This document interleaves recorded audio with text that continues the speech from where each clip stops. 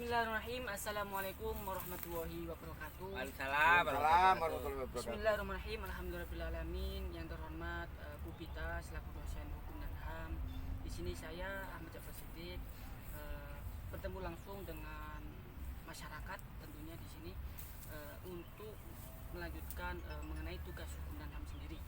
Di sini sebelumnya yang kita ketahui HAM bahwasanya berpengertian hak dasar yang melekat pada suatu manusia sejak dia dalam kandungan sampai dia dan dasar HAM ini pun diatur dalam Undang-Undang Dasar tentunya dalam pasal 28 bagaimana kita mengungkapkan suatu pendapat, bagaimana kita mempertahankan hidup dan sebagainya, dan hal demikian itu pun diperjelas dalam Undang-Undang Nomor 39 tahun 99. Di sini saya akan langsung mewawancarai mengenai hak asasi manusia itu sendiri dalam kalangan masyarakat. Di sini saya sudah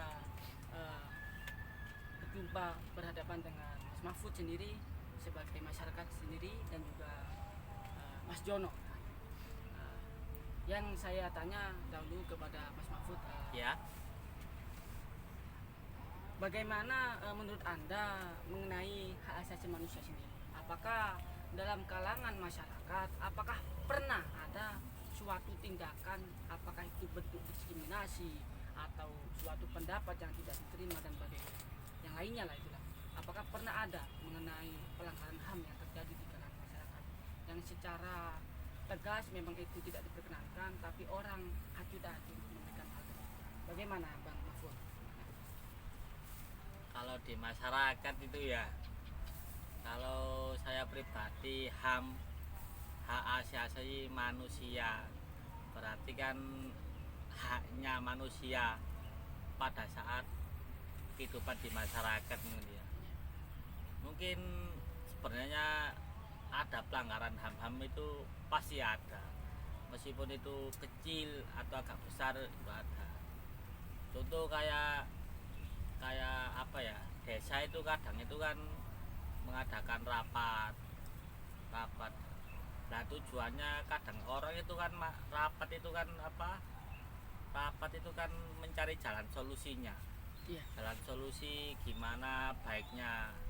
Nah, tapi ada kadang-kadang juga hasilnya sama rapat itu tadi berbeda.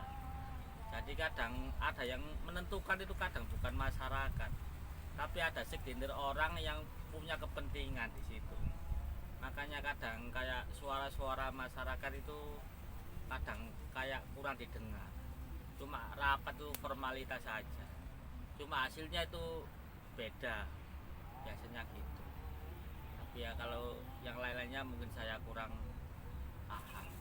Mungkin Cak Jono yang rapat di balai desa itu mungkin lebih mengerti. Jadi menurut pandangan Mas Mahfud sendiri kan bahwasanya sering terjadi bahwasanya suatu rapat yang seharusnya mencari mufakat bersama tetapi diputuskan oleh sekelompok orang gitu. Iya.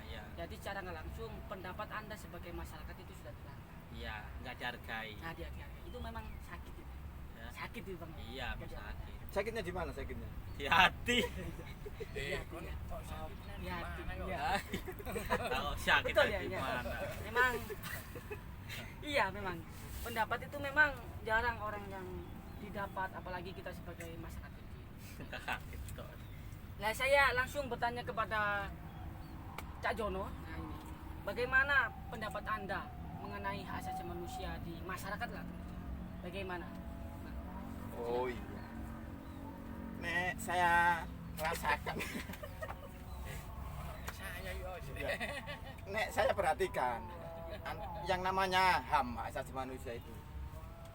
Yang punya hak itu kayaknya hanya orang pejabat-pejabat. Nek ke masyarakat kecil itu kayaknya nggak punya hak. Ini saya dengar ya, yang lebih viral sekarang itu masalah pemerkosaan di lembaga perlindungan anak, perlindungan perempuan itu ya. Lembaga perlindungan yang seharusnya memberikan rasa kenyamanan bagi korban, kok mana jadi korban pemerkosaan oknum-oknum pegawai perlindungan itu sendiri. Nah, di mana haknya orang-orang kecil-kecil ini kok nggak diberikan perlindungan, kok malah jadi korban pemerkosaan lagi. Yang seharusnya lembaga itu memberikan rasa nyaman, padahal kok malah memberikan contoh yang nggak baik.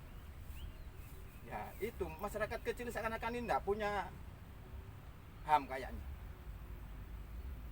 HAM itu hanya untuk berlaku untuk orang-orang yang pegawai-pegawai gitu. Masyarakat kecil ini kayaknya nggak kenal rasa HAM. HAM saiki wis mulai jan kan dan. Iya. Ini berarti Nyengkre, HAM. mungkin dari kalangan masyarakat kecil itu mungkin nggak paham mengenai hak asasi manusia. Apakah dari masyarakat itu paham apa sih hak asasi manusia itu? Apakah ketika kita dilanggar itu, apakah pernah ada gejolak suatu masyarakat itu untuk menuntut dan bagaimana? Apakah pernah? Mungkin dari Mas Mahfud sendiri dulu lah, mulai. Mungkin apakah pernah ada seorang itu paham mengenai hak asasi manusia dan dia itu ingin memberontak, ingin melaporkan, tapi dia itu tidak punya wewenang, tidak punya keberanian untuk melaporkan hal itu. Ya, kalau saya pribadi kan kayak HAM itu kan salah satunya terbentuk dari unsur sila kelima, yaitu keadilan sosial bagi seluruh rakyat Indonesia. Berarti kan semua warga negara Indonesia kan punya kedudukan yang sama tentang hak asasi manusia itu tadi. Kalau masalah perbuatan yang saya pernah alami gitu kan, Iya. ya itu tadi yang saya contohkan seperti kayak musyawarah mufakat. Padahal kan tujuan dari musyawarah kan mencari jalan gimana solusinya yang terbaik. Jadi terkadang ada segelintir orang itu cuma musyawarah itu buat formalitas.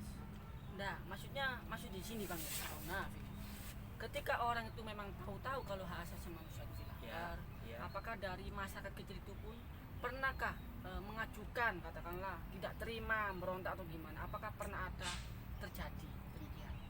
Katakanlah tidak terima sama orang yang memberi keputusan sepihak itu tadi ya, misalnya gitu. Apakah pernah ada? Apakah hanya diam-diam saja cari Nah aman? gitu, seharusnya dan pasti ada, cuma orang mau bertindak paling enggak ke level yang paling di atas sendiri kayak RT RW ya, paling itu mau diomongkan, mau diutarakan, pasti jawabnya gini, alah wis paling karena diproses apa gitu. Tapi kalau beda lagi, kalau sekarang viral pasti diproses. Kalau setengah-setengah mungkin hak asasi bagi kita semua itu nggak bisa terselesaikan. Pasti ada pemberontakan gitu, pasti ada. Pasti ada, cuma orang sebelum mengutarakan dia sebelumnya memikir Iya, apakah ini akan diproses dan sebagainya gitu ya. iya. Mungkin dari Cak Jono sendiri gimana, Bang? Apakah pernah ada itu tingkat kayak gitu ketika kita sudah mufakat tetapi dalam pencarian mufakat itu diputuskan oleh segelintir orang? Iya, kadang-kadang itu memang ada. Kadang itu ya tadi betul katanya Mas Bu tadi, kadang itu rapat hanya dijadikan formalitas saja, padahal sebelumnya itu sudah ada kesepakatan tanpa sepengetahuan kita. Jadi rapat mungkin hanya sebatas formalitas saja. Kan gini, kalau orang kan kalau paham mengenai hak asasi manusia sendiri itu pun kan sudah jelas bahwasanya HAM itu sudah dilindungi, ada Komnas HAM dan sebagainya. Kan ini kan hak asasi manusia ini kan semua punya kan, dari yang kecil sampai dewasa itu kan semua punya. Nah, lantas ketika hak asasi manusia itu pun dilanggar, ketika orang-orang itu pun dilanggar, tahu-tahu dilanggar, apakah pernah mengadakan yang namanya audiensi kepada masyarakat, ini kenapa kok gini-gini? Apakah ada salah satu masyarakat yang ingin membela hak asasi manusia itu sendiri? Padahal sudah jelas HAM itu dilindungi sama negara. Dan kalau mengenai pendapat, semua pendapat itu harus diterima kan gitu. Dan semua harus diperlakukan sama di depan hukum, bagaimana kita untuk meneruskan hidup, mempertahankan kesejahteraan kita dan sebagainya, itu kan sudah dilindungi negara. Nah itu kan pasti kan masyarakat mempunyai hal demikian. Ketika hak asasi manusia yang dilanggar kan pasti nggak terima. Mungkin ada tanggapan, saran bagaimana lantas penegakan hak asasi manusia sendiri di kalangan masyarakat ke depan. Mungkin seharusnya gini, mungkin ada pendapat sendiri dari Mas Mahfud sendiri. Kalau persoalan masalah HAM yang terjadi di masyarakat, kadang masyarakat itu bingung. Kayak seandainya ada kesepakatan apa tanah, apa sawah gitu, mungkin ya ada segelintir orang yang nggak bisa terpenuhi haknya. Cuma kadang orang itu mau bingung, mau melangkah, mau lapor nanti. Ntar kalau kayak lapor itu takutnya pasti ada intervensi, baik di kalangan kayak kita itu orang-orang biasa itu. Jadi kita itu nggak tahu arahnya itu, oh harus gini nggak tahu. Jadi masyarakat itu akhirnya ya malas biarin. Tadi hak asasi manusia yang dilanggar itu tadi akhirnya acu tak acu. Soalnya apa? Soalnya nggak tahu kita itu mau berjalan kemana dulu, arahnya kemana dulu, nggak tahu. Mungkin dari Cak Jono sendiri, apakah pernah ada namanya pengancaman ketika ada seseorang yang akan menuntut hak asasi manusianya, menuntut ini seharusnya gini, menuntut kebijakan pemerintah, katakanlah di sini pemerintahan desa atau para pejabat di atas kita menuntut, apakah pernah ada yang namanya pengancaman, katakanlah kamu jangan gini, nanti gini, apakah pernah ada? Mungkin dari pendapat Anda sendiri. Kalau saya sih belum pernah mengalami, cuma ya itu tadi kadang-kadang masyarakat kecil itu mau menuntut itu ya pikir ulang, nanti paling ujung-ujungnya ya nggak ada kejelasan ujung-ujungnya gitu. Jadi masyarakat itu kadang-kadang putus asa. Ya mungkin alangkah baiknya kalau ada penyerahan masalah HAM ke masyarakat, mungkin masyarakat lebih paham masalah hak asasi manusia itu gimana, haknya apa, masyarakat itu punya hak apa. Itu sih harapan saya sih, ya itu tadi, mungkin lebih baik ada pencerahan masalah HAM itu tadi. Kayak penyuluhan. Ya penyuluhan. Ya, terima kasih kepada Mas Mahfud dan Mas Jono selaku masyarakat yang telah sedikit banyak memaparkan hak asasi manusia. Itu yang bisa kami sampaikan, dapat kami simpulkan bahwasanya hak asasi manusia sendiri di kalangan masyarakat itu kurang kefahaman dalam arti apa sih hak asasi manusia, ketika kita dilanggar apa yang harus kita lakukan dan sebagainya. Nah itu mengenai hal tersebut masyarakat kecil pun sendiri itu kurang memahami dan hal demikian. Kalau kita mengingat sejarah yang sudah terbukti, ada aktivis HAM kita kenalkan Munir lahir di Malang yang pada saat itu meninggal di pesawat Garuda perjalanan S2 ke Utrecht Belanda. Itu adalah salah satu aktivis HAM yang sengaja dibunuh oleh jajaran oknum-oknum negara. Untuk kesimpulan pada kali ini dapat kami simpulkan yaitu mungkin kedepannya ada yang namanya penyuluhan apa sih hak asasi manusia. Mungkin dari pemerintah sendiri akan terjun langsung ke masyarakat, memberi penyuluhan bagaimana hak asasi manusia itu bekerja, bagaimana kita untuk ketika menuntut hak asasi manusia itu dilanggar, dan demikian.